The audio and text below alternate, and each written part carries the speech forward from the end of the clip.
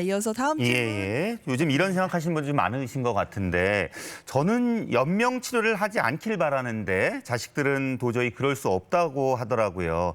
자식들 고생시키고 저도 아파가면서 연명 치료 받고 싶지 않은데 제가 준비할 수 있는 방법 있나요? 라고 물어보셨어요. 네, 이거는 양소영 변호사님이 답을 해주셔야겠네요. 네, 최근에 이제 고령화 사회가 되면서 또 자녀들하고 멀리 떨어져 계시는 분들도 계시고 해서 이 문제 때문에 고민을 많이 하시는 것 같아요.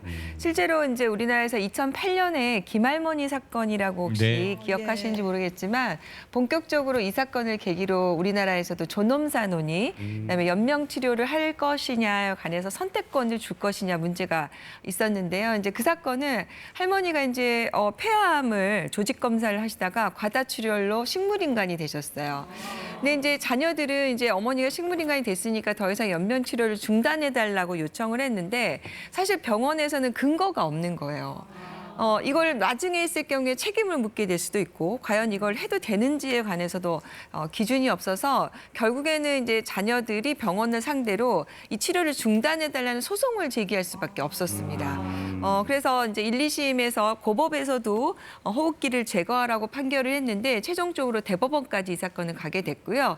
당시에 사망 단계에 들어선 그리고 치료가 무의미한 경우에는 연명 치료를 중단해도 된다라고 대법원에서 이제 처음으로 우리나라에서 존엄사를 인정을 했어요.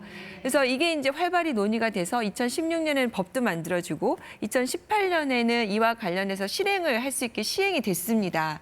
그래서 사전 연명 치료 의향서 작성 많이 들어보셨을 거예요. 네. 그래서 여기 보건소나 그다음에 이제 병원, 국민건강보험공단에 가시면 사전 연명 의료 의향서가 있어서 그걸 이제 작성하시고 미리 나는 치료받지 않겠다라고 선택권을 행사하실 수 있는 건데요.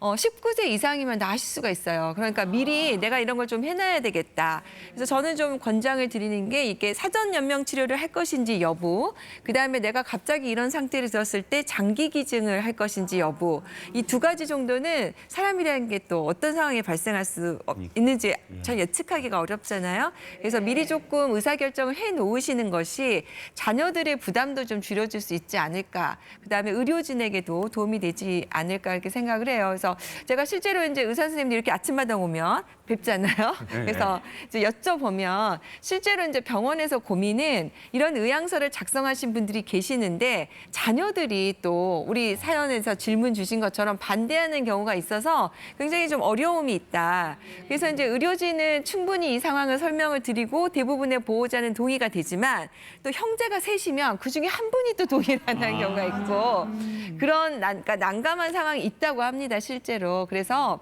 오늘 이렇게 궁금한 내용 가지신 분들은 자녀들하고도 미리 좀 얘기를 하셔서 내가 이런 선택권을 행사하고 싶고 나는 정말 내가 마지막에 너희들에게 패기치고 싶지 않고 이와 관련해서 좀 존엄하게 내 죽음을 맞이했으면 좋겠다라고 해서 충분히 좀 의견을 나눠놓으시는 것이 좋을 것 같고요.